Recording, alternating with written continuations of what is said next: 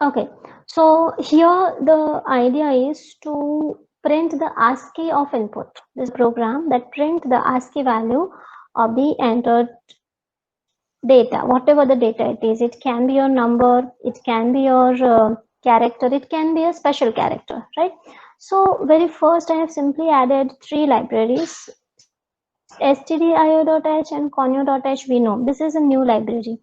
It means that there must be something in this program which we have used for the very first time. So ctype.h. Now let's see which function we have used for the ctype library, from the ctype library. Now the main function. In main function I have taken two variables n and ASCII, and in the character I have taken the a. Simple. Is it fine, guys? Yes. Okay. Now the clear screen, flush all. Now we know what is the use of flush all, right? Yes, ma'am. To get the value from the user. So we just make sure that it should not skip the input. And so we have used the flush all just to clean the memory. We are taking the number, just mind it. We are taking the number from the user and we have returned %c. It is something new, right? We have returned %c. The reason is that when we say that we are going to find the ASCII of the number, so not the number, because every time it considers the data as a character only. This is the exceptional case, guys. If you want to perform the mathematical operation, you cannot write %c because %c is for the character. But because this is the exceptional case, in this case I'm going to print the ASCII. So even the number will be entered by the user, but I have to consider it as a character. Why? Now let's see. This line will explain later on. This commented line. Again the flush all just to get the input line. Then I'm asking the user to enter some character. So that is fine. I have already taken a variable. So it's a %c. Now, see, there is a one function. The function is to ASCII is a function. So now can you identify that the toASCII function comes from which library, guys? C-type. C-type. C-type.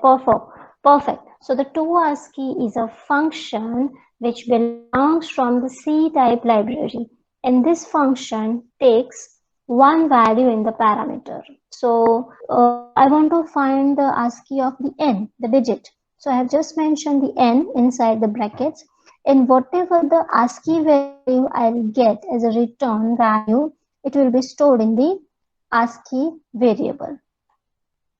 And after that, I'm simply printing. See, read this statement carefully. ASCII of %c is %d. ASCII of %c is %d, and this %c will come from n. %d will come from the ASCII variable, because ASCII is always a number.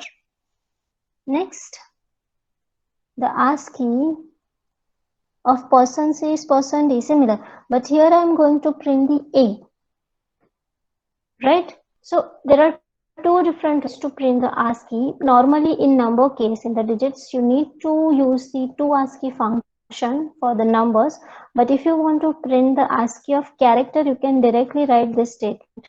Like ASCII of %c is %d, and you don't need to write anything. Both are the same variable, a and a. But what compiler understands means the first a, this first a means I have to print the %c, whatever the character you have entered, and this a, of course this is a character only, but I want to print %d, it means I want to print the ASCII of that character. Understood, everyone? Should I repeat? Yes, ma'am. Should I repeat, anyone? Yes, ma'am. Yes, ma'am. Okay, so let's understand the program again. The program is to find the ASCII. The idea of this program is to make you understand that the difference between the %C and %D.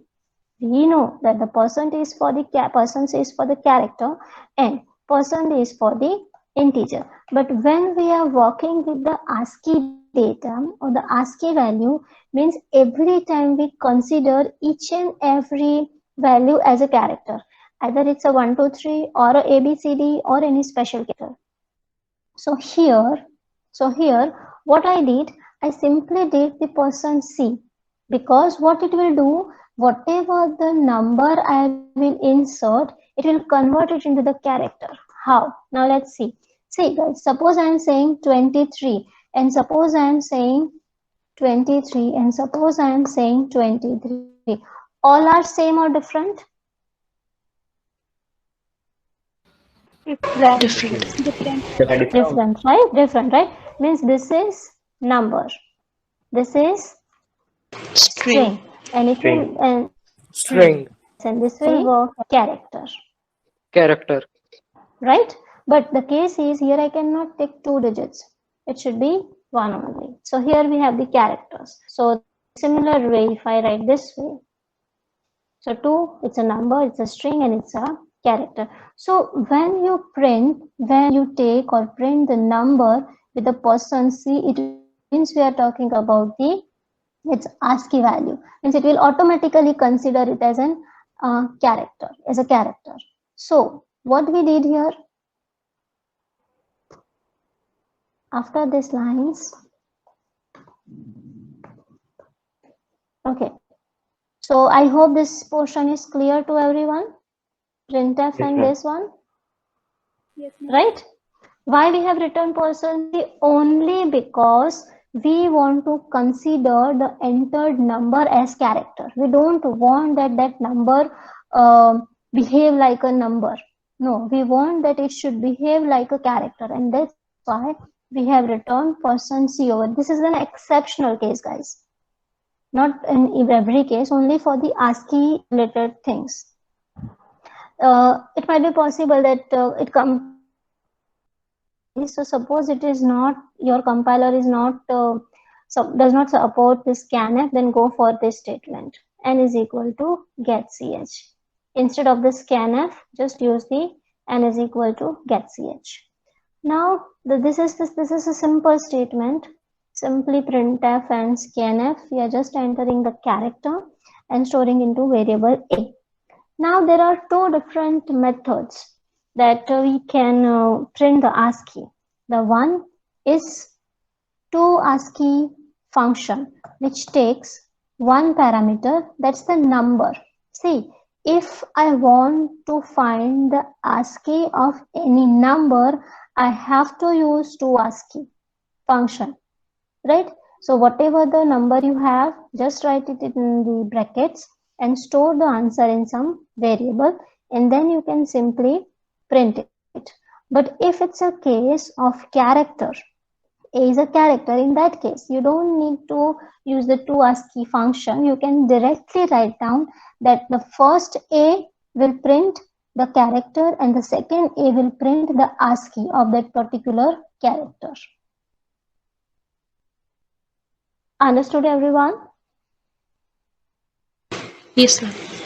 Okay, now let's run this program. So let's say 1 and let's say capital A.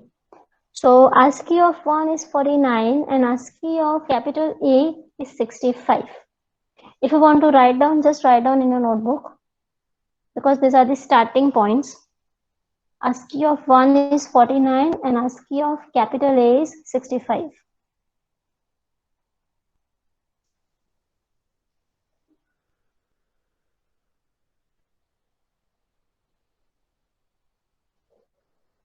Done?